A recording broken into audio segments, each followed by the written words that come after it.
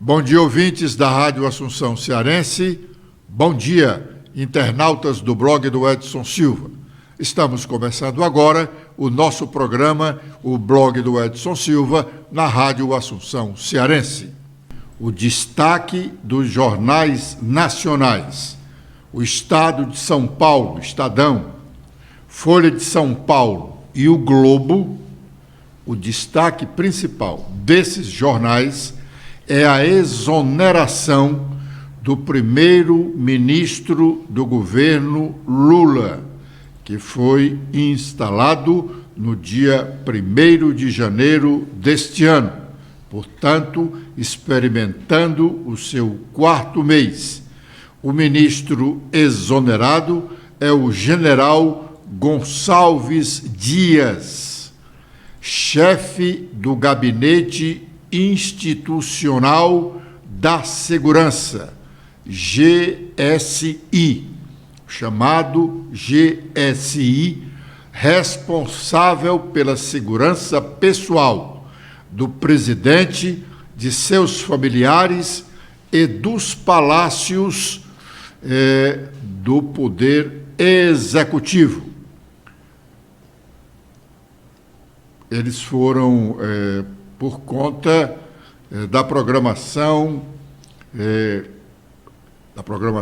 de vandalismo acontecida no dia 8 de janeiro deste ano.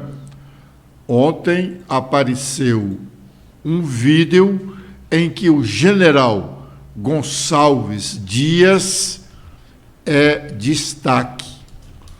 No momento do vandalismo no Palácio do Planalto, no dia 8 de janeiro. O general está dentro do palácio sem esboçar a reação esperada de qualquer agente do governo contra aquela desordens, aquele quebra-quebra.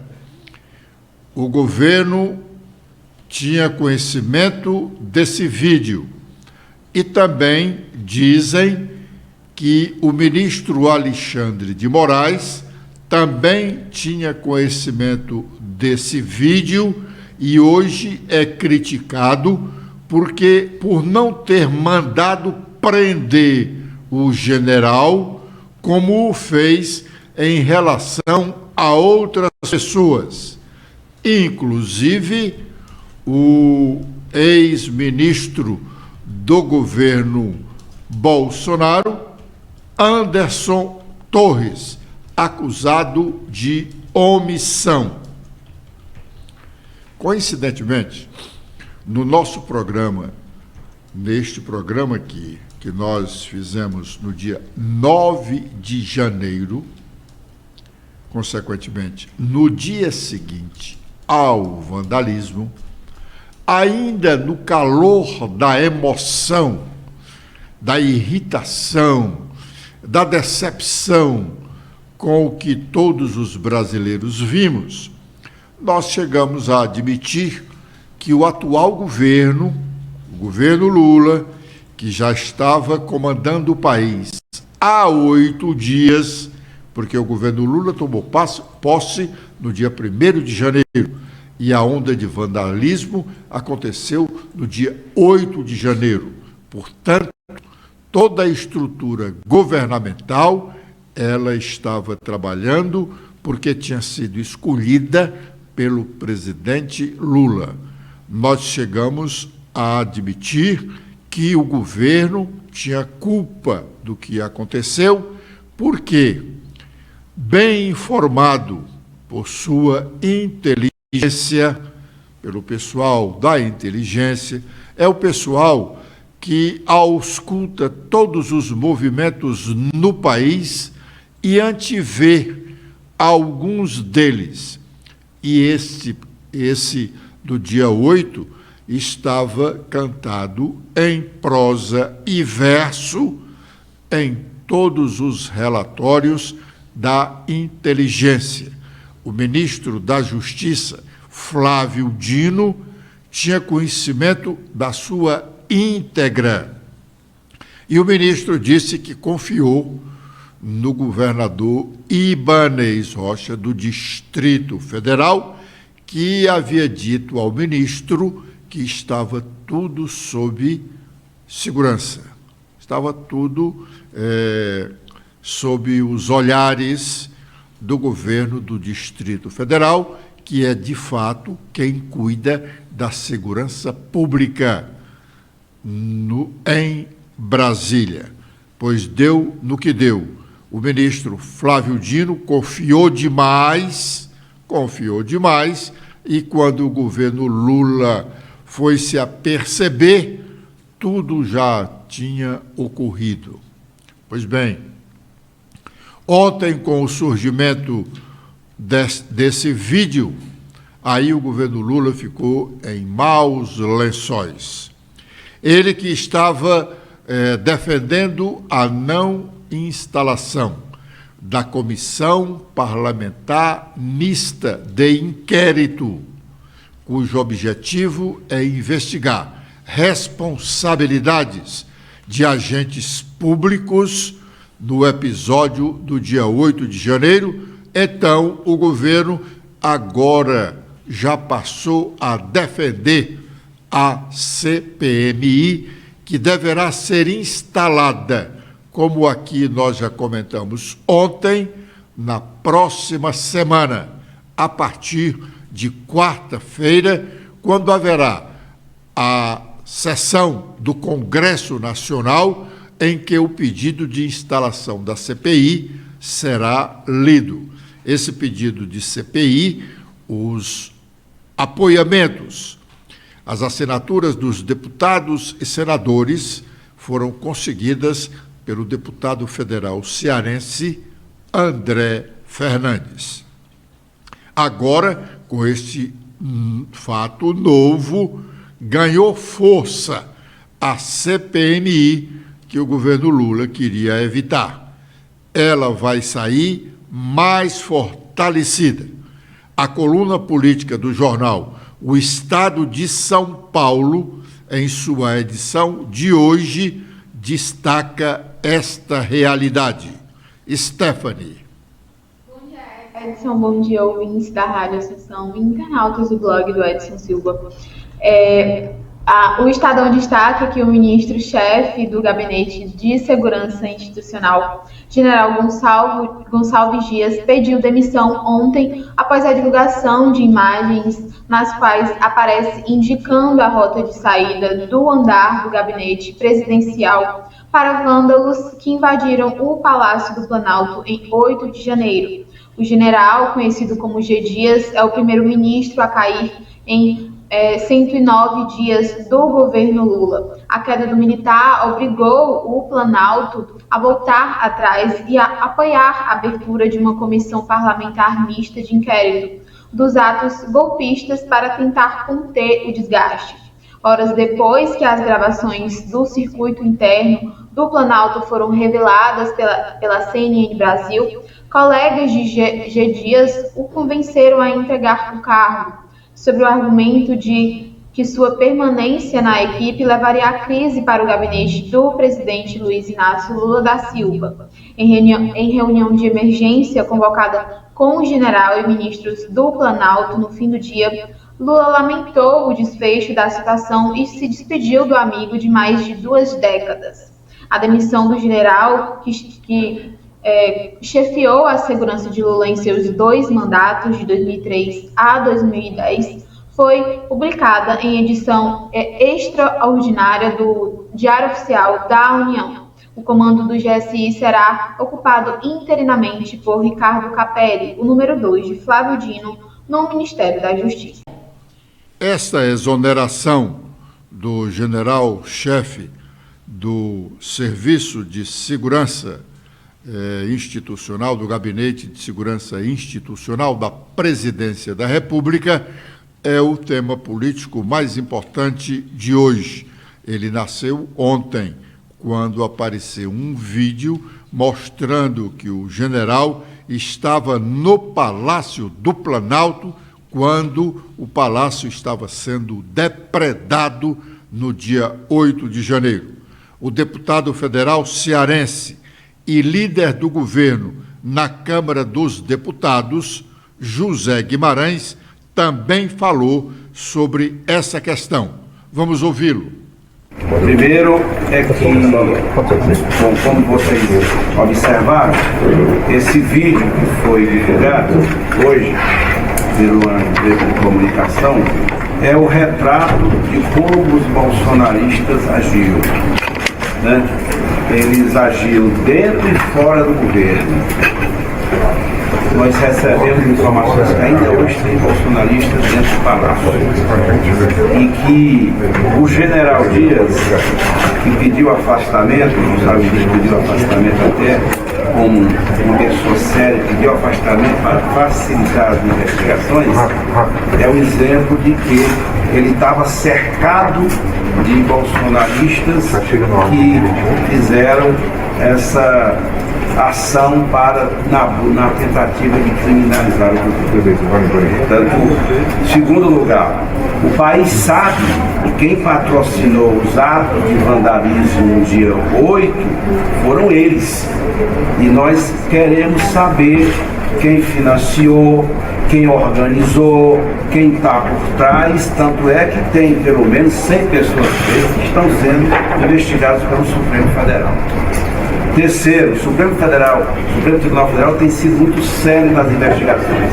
Eu nunca vi uma investigação no meu tempo de parlamento tão séria, tão rápida, porque os atos atentatórios contra a democracia no dia 8, eles feriram de morte as instituições e a nossa Constituição. As apurações estão em pleno vapor e ninguém mais do que o governo, como disse o presidente quando reuniu os chefes do presidente, quer investigar. Doa em quem doer. Essa narrativa que eles estão dizendo que o governo está por trás, para nós isso não cola, porque vocês têm vídeos e mais vídeos, até de parlamentares, fomentando, articulando, fazendo as presepadas do dia 8 que feriu de morte a democracia. Foi o governo, nosso governo, que agiu, pediu celeridade, uniu o país, uniu os poderes para enfrentar aquela tentativa de golpe. Foi sim a tentativa de golpe patrocinada, porque ainda hoje tem um ex-ministro da Justiça preso aqui em Brasília. Portanto, eles são os responsáveis pelos atos do dia 8. O vídeo que foi divulgado hoje não encobre nada daquilo que já está na consciência democrática do Brasil, que são os atos patrocinados por eles. E em função disso, evidentemente, nós queremos uma apuração ampla, geral e restrita. Doem quem doer. Doem quem doer. Ninguém brinca com a democracia. Ninguém brinca como eles brincaram, como eles patrocinaram algo naquele episódio do dia 8. Portanto, se o Congresso quiser instalar a CPI, nós estamos prontos para ajudar, inclusive para investigar. Já que querem, nós sempre dissemos, CPI é instrumento da oposição, é legítimo a oposição pedir CPI. Quem governa não pode perder tempo no CPI. CPI é para quem é de oposição. Como a coisa está muito banalizada aqui dentro, pede-se CPI para tudo, evidentemente, se o Congresso, se o Pacheco lê o requerimento na quarta-feira, né, e se tiver as assinaturas, nós vamos colaborar, vamos para dentro e vamos querer que a CPI apure tudo para que a verdade seja cada vez mais explicitada no país. Bom, esse discurso do deputado federal cearense José Guimarães, líder do governo na Câmara dos Deputados, é um discurso banal. Todo governo diz isso. Não, nós não tememos CPI, mas todo governo teme CPI. O governo Lula não queria a CPI. Agora, ele não pode fazer mais absolutamente nada, até porque o deputado Zé Guimarães não teve coragem de dizer, mas o governo escondeu esse vídeo, durante 3 meses. Esse vídeo foi feito no dia 8 de janeiro. Ele não estava perdido por aí, não foi cair na mão do pessoal da CNN Brasil, assim, não caiu do céu. Não caiu do céu. O governo tinha esse vídeo, porque o governo tem muitas informações. Por que não o liberou antes? Por que não afastou o general logo no dia 9 de janeiro, 10 de janeiro, 11 de janeiro, no momento que teve de ver o vídeo em mais de uma oportunidade, com calma, para analisar o comportamento do general Gonçalves Dias, lá no dia 8 de janeiro, dentro do Palácio do Planalto. Bom, agora é o momento de sabermos quais as nossas manchetes locais e nacionais. Letícia. Olá, Edson. Olá a todos que acompanham o nosso programa de hoje. Com as atualizações feitas no nosso blog, temos que o Senado Federal aprova a criação de cargos para pessoal qualificado no Tribunal Superior do Trabalho.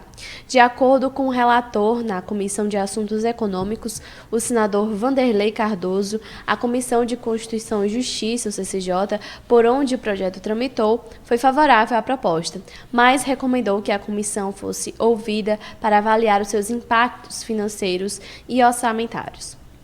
O projeto prevê o pagamento aos veículos de comunicação por conteúdo jornalístico publicado. O projeto de lei que está sendo analisado de autoria de Alessandro Vieira e com relatoria de Orlando Silva estabelece que as empresas que produzem conteúdo jornalístico de forma periódica e organizada possam começar a negociar com as plataformas 2 anos após a publicação da lei. Mais 2 ministros, Carmen Lúcia e Gilmar Mendes, votam pelo recebimento das denúncias contra bolsonaristas do dia 8 de janeiro. Com o voto deles, o julgamento que decide sobre o recebimento das denúncias está 5-0. Votaram antes os ministros Alexandre de Moraes, Dias Toffoli e Edson Fachin. Mais de R$1 bilhão de pagamento adicional a juízes federais são suspensos pelo Conselho Nacional de Justiça. A decisão foi motivada por um questionamento feito pelo deputado federal Kim Kataguiri, do União Brasil, sobre a legalidade do benefício, chamando de quinquênio. Extinto há 16 anos, o pagamento foi restabelecido pelo Conselho da Justiça Federal em novembro do ano passado. E o exame de ordem terá 3 novas disciplinas: a inclusão das disciplinas de Direito Financeiro, Direito Previdenciário e Direito Eleitoral. As inscrições estarão abertas a partir das 17 horas da próxima segunda-feira, dia 24 de abril, até às 17 horas do dia 2 de maio, e devem ser feitas exclusivamente pelo site da Fundação Getúlio Vargas, responsável pela aplicação da prova. Com os destaques... Letícia, só uma observação. Essas 3 disciplinas são realmente importantes para constar no exame da Ordem dos Advogados do Brasil. Na verdade, já foi uma seleção mais difícil. O sujeito sai da faculdade e tem que se submeter a um exame da Ordem em 2 etapas para que consiga o direito de exercer a profissão de advogado.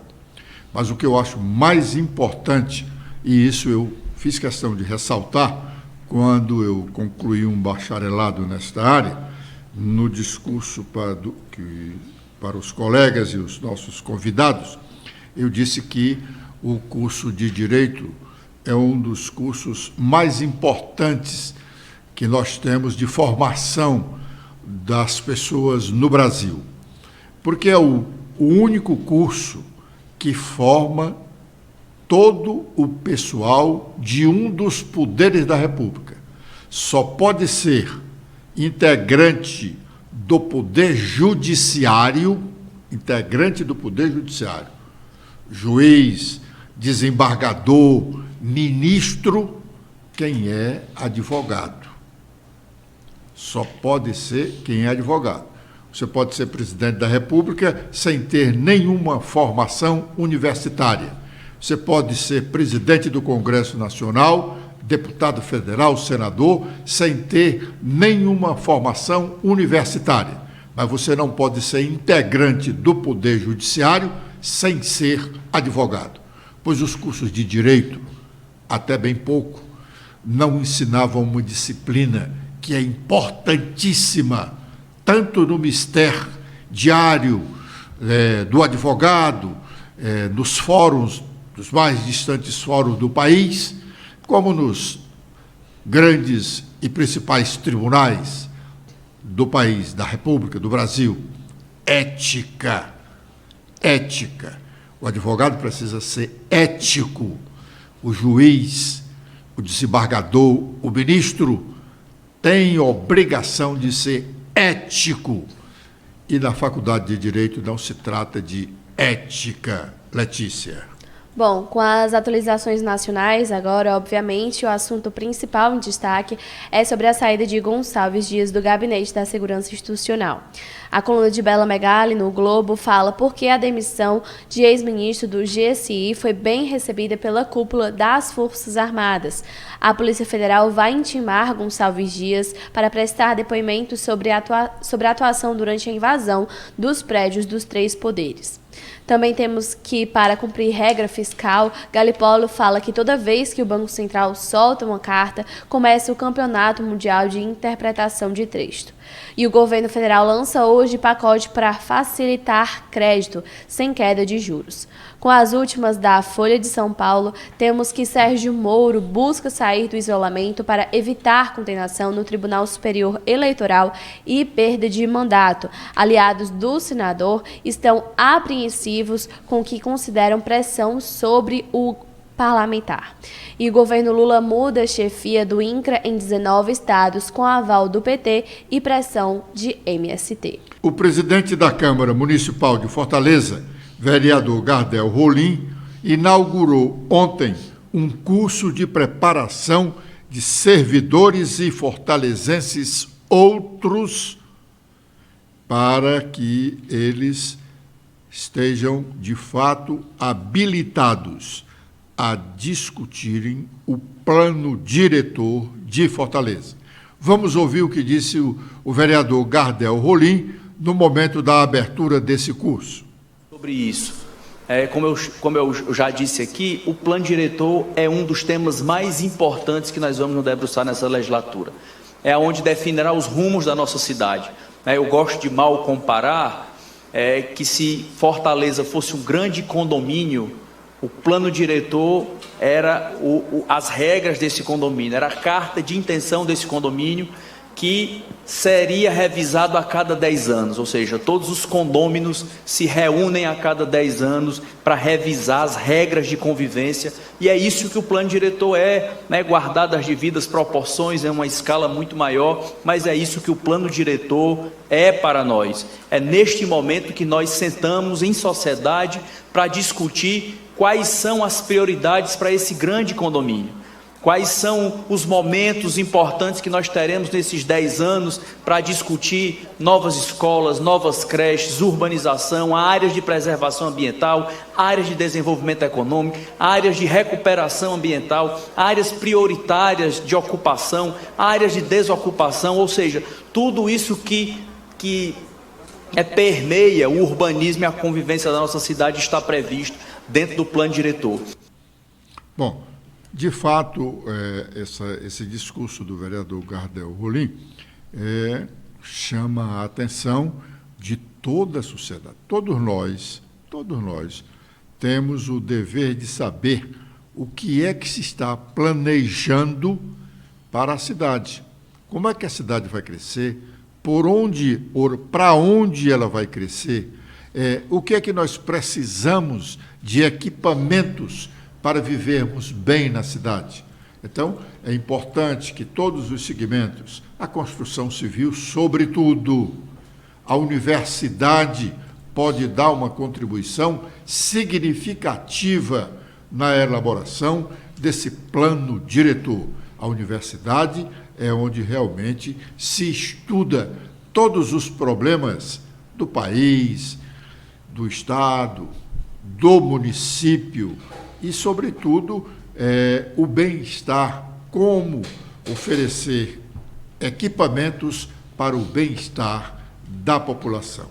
Dizendo obrigado pela audiência dispensada, nós estamos nos despedindo agora.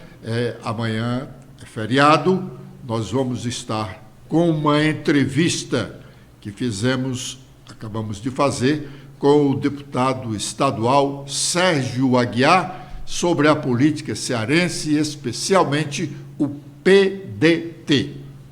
Isso é o que realmente podemos chamar de incongruência. Os deputados estaduais cearenses, ontem, quarta-feira, 19 de abril, aprovaram um projeto de lei de iniciativa do governador Eumano de Freitas, que, ao fim e ao cabo, como costumava dizer diariamente na tribuna da Assembleia, o ex-deputado estadual petista Antônio Carlos, hoje integrante da equipe de articulação política do governador do estado. Pois bem, ao fim e ao cabo, essa proposta do governador Eumano, aprovada pelos deputados, desmoraliza em novo momento toda a Assembleia Legislativa Estadual cearense. Por quê? A Assembleia Legislativa do Estado do Ceará, pela unanimidade dos seus integrantes, ou seja, todos os 46 deputados assinaram há pouco mais de 2 meses, um requerimento pedindo a instalação de uma comissão parlamentar de inquérito, CPI, para investigar o trabalho da COELCE no Ceará. Não é Enel, não, é COELCE no Ceará, sob a alegação de que aquela concessionária dos serviços de distribuição de energia elétrica tem uma má prestação de serviços. Presta um serviço de péssima qualidade em todos os 184 municípios cearenses. Pois bem, é esta COELCE que os deputados entenderam que ela já devia estar fora do estado do Ceará.